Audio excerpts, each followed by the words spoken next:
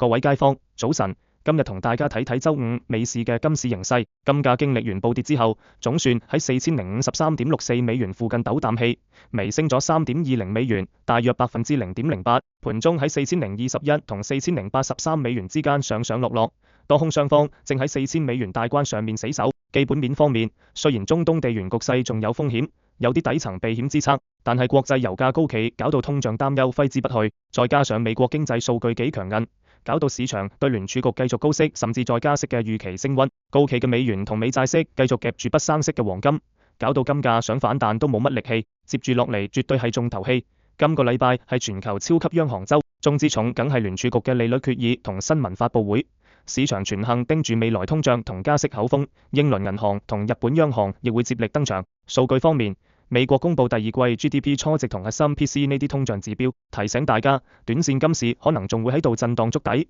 大家本週要密切留意重磅數據、地緣最新進展同聯儲局動向。市況咁反覆，入市記住嚴控倉位風險啊！溫馨提示，本內容純屬個人交流，唔構成投資建議，入市盈虧自己負責。